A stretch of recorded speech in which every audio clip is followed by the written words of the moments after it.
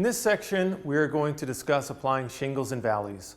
While not too difficult, this is an essential skill, as if done incorrectly, you can have some bad leaks in a valley. Obviously, there's a great deal of water coming into this area, so proper technique is going to be super important.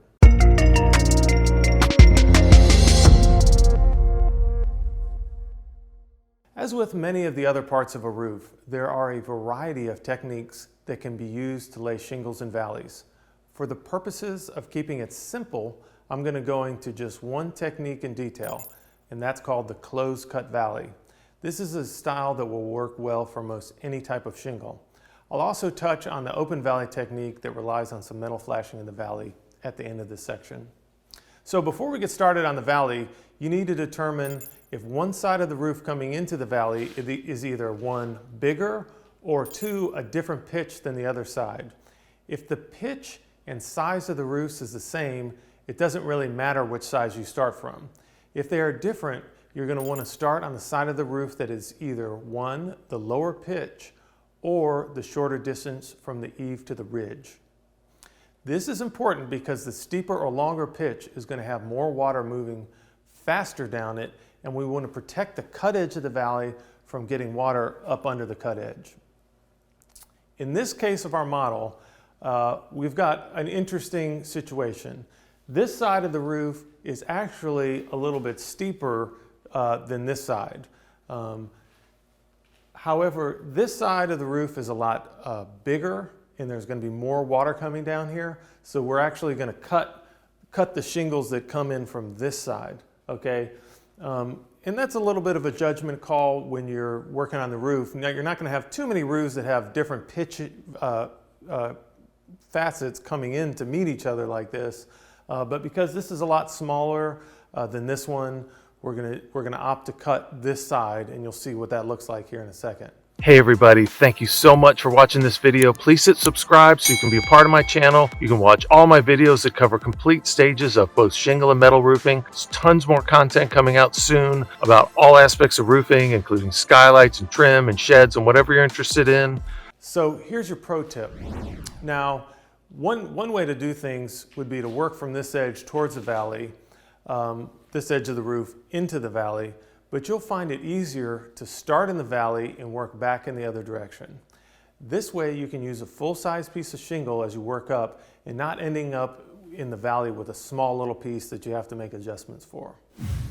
So before we get started around the valley, I just want to make a couple quick points about some details here with the model. First of all, this little porch roof that we've got here is pretty low slope. Technically speaking, you wouldn't want to put shingles on such a low pitch, but that's just kind of how it worked out with the model. So just kind of overlook that fact and pretend this is over a 412 and we would normally run shingles on it. But I did this detail because I want to show you something to be careful of if you've got what I call a transition here. So you're moving from a lower pitch to a steeper pitch, okay? And the detail that's important to mention is that when you're bringing your shingles into this point, okay, you want to be careful about where you put your nails, because realistically, we would normally put our nails right here below the glue line above the cutouts, okay, as I showed you in the other sections. But you don't want to do that in this case because you're going to be shooting nails right through this pitch change, which is a vulnerable area to leak. So number one, if you've got this sort of transition pitch change, you're going to want to have some ice and water shield behind it like we do.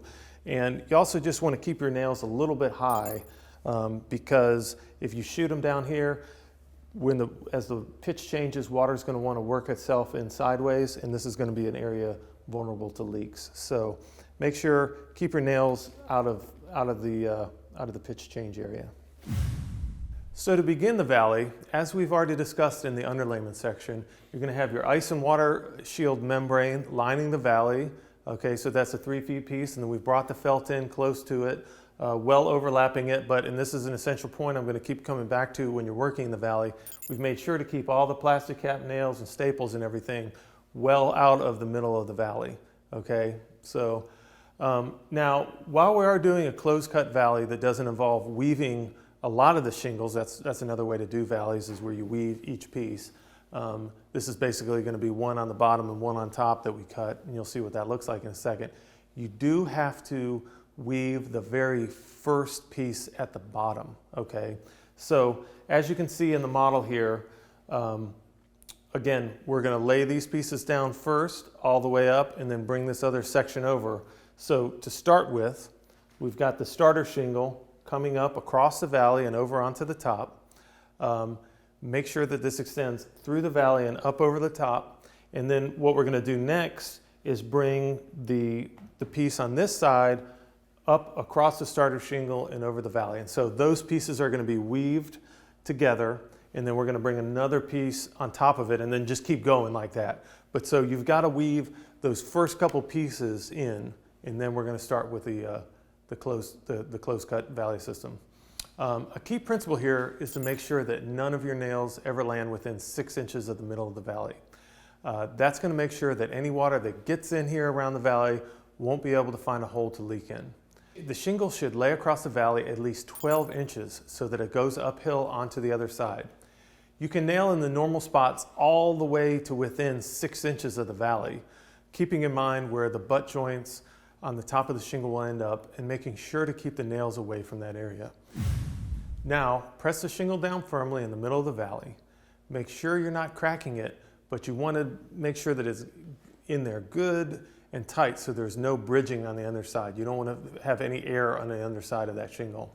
You're going to place 2 nails in here to hold this other side up in place, and that also helps force it down into the middle of the valley. Run the rest of the shingles up this side just like this and keeping the reveal the same. Keep the 6-inch stagger on this end and keep the shingles straight on the lines that you popped earlier. You can see that we've got the shingles laid in the valley as I've described, and just to give you a little recap, down here at the bottom we were able to keep the 6-inch stagger kind of going back and forth because this edge was very close to the valley.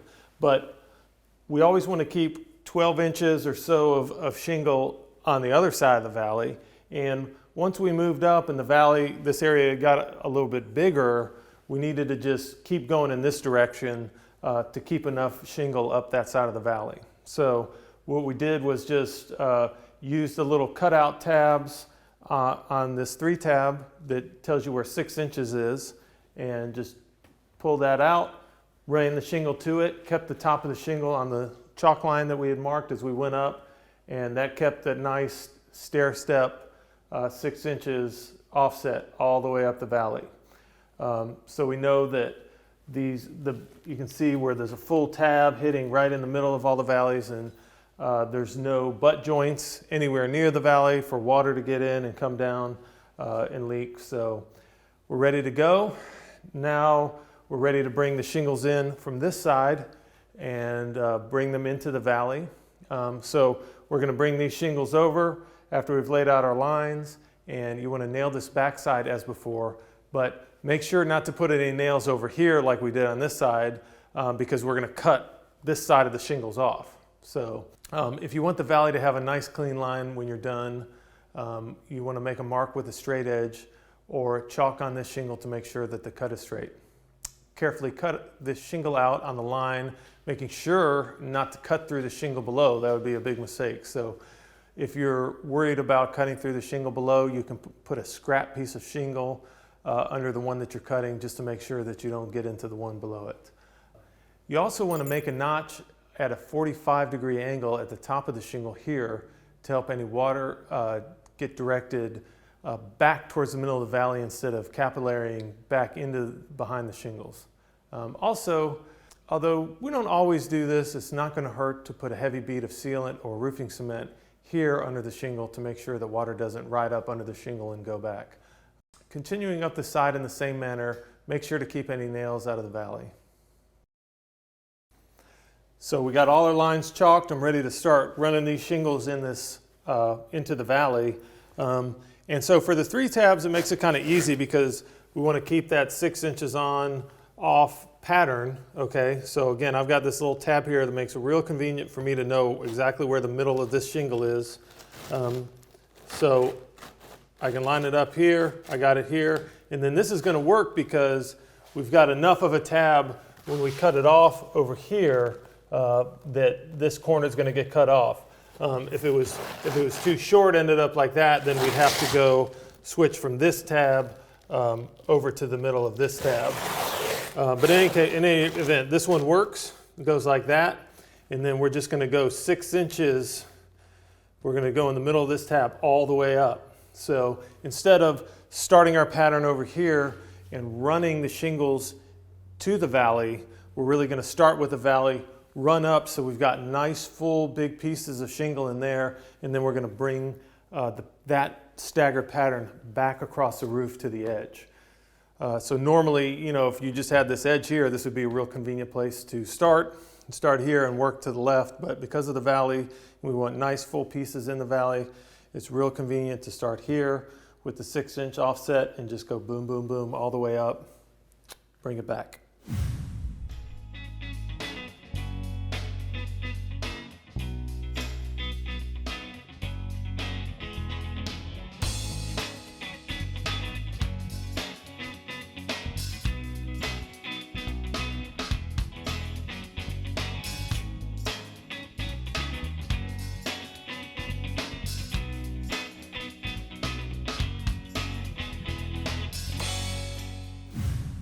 So we've worked up our valley. We just kept this nice 6-inch offset going all the way up.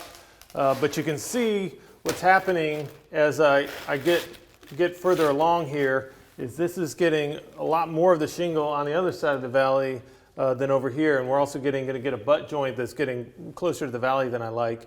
And so what I'm going to do is just bring this shingle back, offset back this direction a little bit, which is going to keep a nice amount of shingle in the valley here. And I can use the little tab on this shingle over here to kind of butt up against it.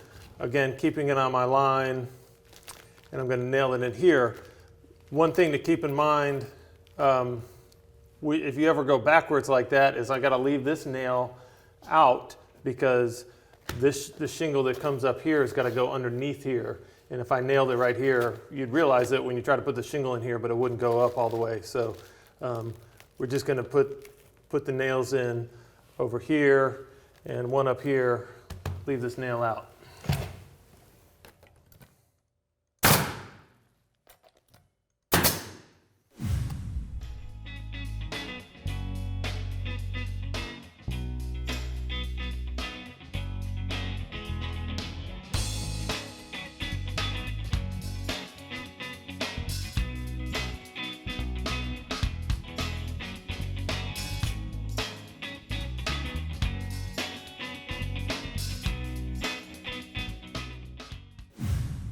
All right, so now we've got all the shingles run across and up over the side of the valley, and we're going to cut all those extra side of this side shingles off. So to do that, we're going to snap a line going down the middle to guide our cut.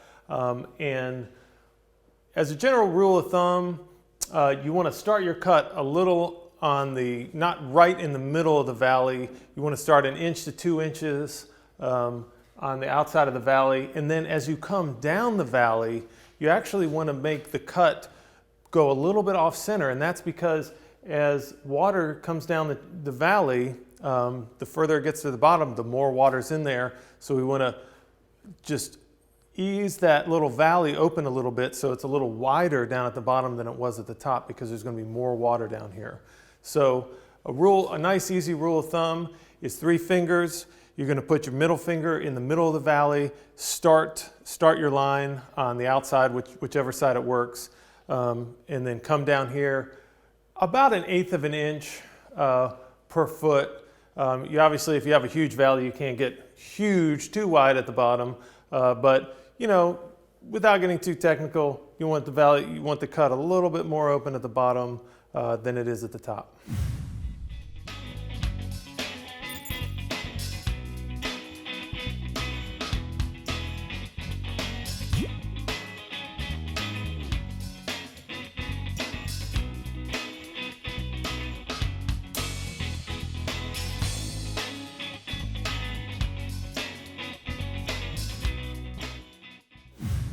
All right, so we got everything all cut out here in our valley, and you can see it's a little wider than you might expect. You don't have to keep the cut line real tight into the middle of the valley. In fact, on this roof, because it's real steep, it's a 12-12, there's going to be a lot of water rushing off really quickly. And so we want to keep the valley nice and open and wide out here. So I want to touch real quickly on what's called an open valley. These aren't real popular here in the South, but they're more common in some regions and are also required for some of the thicker specialty shingles that are really too thick to bend and cut around in the valley. So the basic idea of an open valley is to have this sort of metal flashing run down the middle of the valley.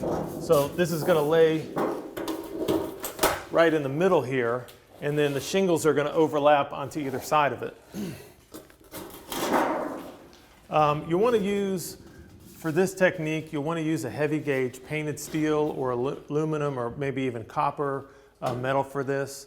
I think it's important to use a valley pan like this one that I'm showing you here that is shaped with a W as a center rib. This W bend here really stiffens the panel, and it also helps to direct the water down the center of the valley and keep it from riding across the middle of the valley and up under the other shingles. So make sure your metal, valley metal is 8 to 12 inches on either side of the center part.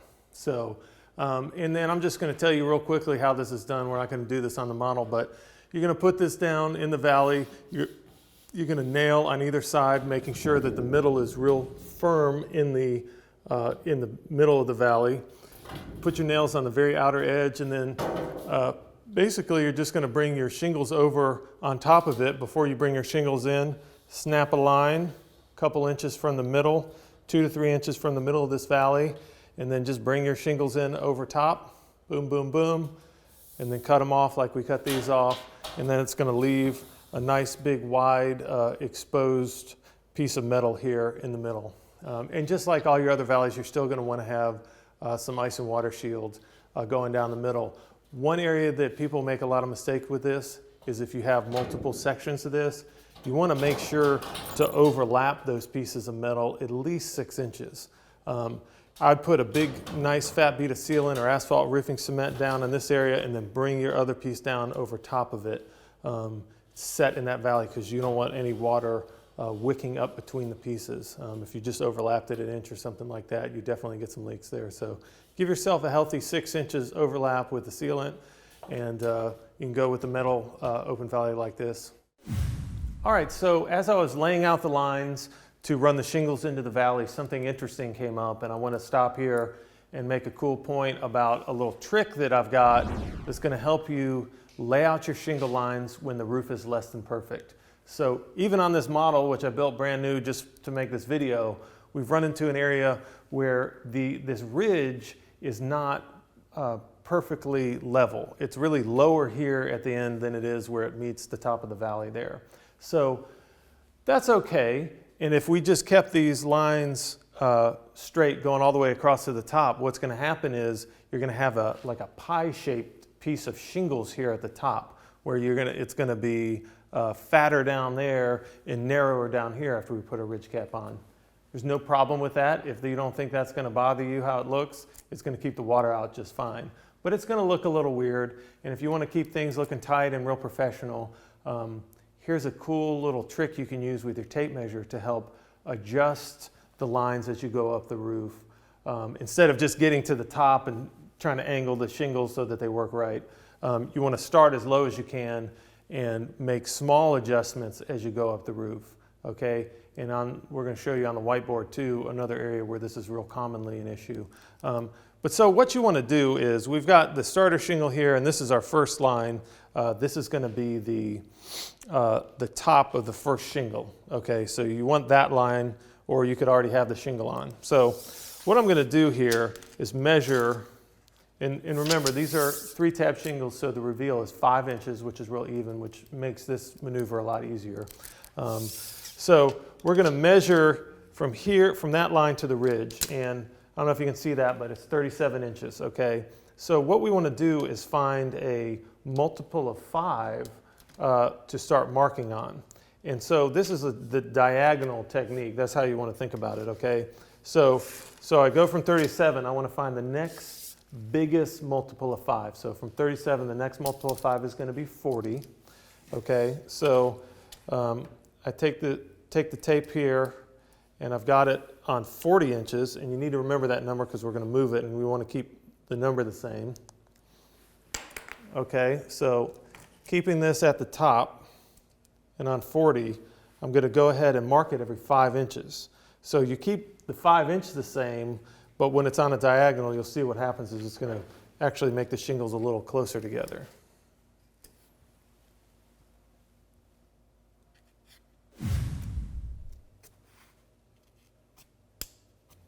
Okay, so I've got that marked, and then you're going to take the same tape over here and use the same measurement and keep it on a 40. So it's going to increase, the angle of the tape is going to change, but that's going to keep our shingles parallel. So mark here every 5 inches again.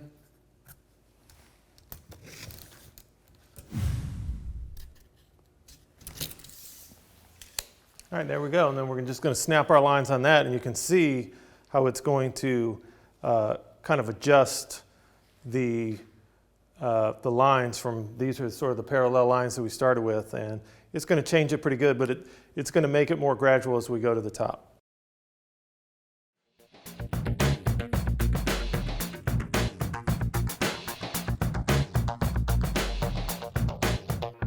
If you'd like the complete series for yourself on how to do shingle or metal roofing, you can go to my website, RoofingIntelligence.com, and there you can get a membership to either stream or you can get a DVD in the mail. They'll show you how to do all the steps for either of those types of roofing. Enjoy this video. Thanks so much for watching.